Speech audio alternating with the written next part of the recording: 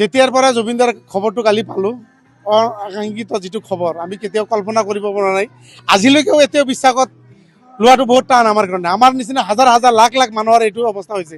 কাৰণ যোৱা ৰাতি নিশাটো কেনেকুৱা পাৰ হৈছে অসমৰ প্ৰত্যেকজন মানুহৰ অন্তৰত কিন্তু গাই আছে জুবিন দা জুবিন দা।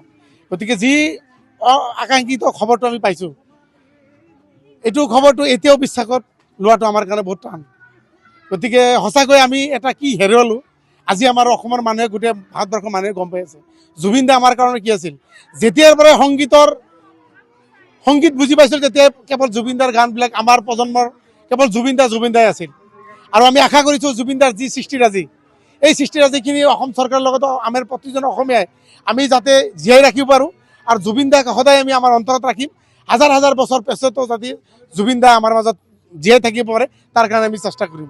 লগতে আমি আমাৰ এক্সেল ইংলিছ একাডেমীৰ তৰফৰ পৰা আমি আমাৰ মেনেজমেণ্ট কমিটি, আমাৰ ষ্টাফ, আমাৰ প্ৰিন্সিপাল ছাৰ আছে, আমি এটা সিদ্ধান্ত লৈছোঁ যে ইয়াৰ পিছত আমাৰ এক্সেল ইংলিছ একাডেমীৰ যিমানবোৰ প্ৰগ্ৰাম হ'ব, প্ৰতিটো প্ৰগ্ৰামত আমি জুবিন দাক স্পেচিয়েলি এটা শ্ৰদ্ধাঞ্জলি দি আমি প্ৰগ্ৰামবিলাক অনাগত দিনত আমি আৰম্ভ কৰিম। এইটো আমাৰ এক্সেল ইংলিছ একাডেমীৰ পৰা সৰু এটা একদম সামান্যতম জুবিন দাৰ প্ৰতি আমাৰ এটা সমৰ্পণ থাকিব আমাৰ জুবিন দাৰ কাৰণে।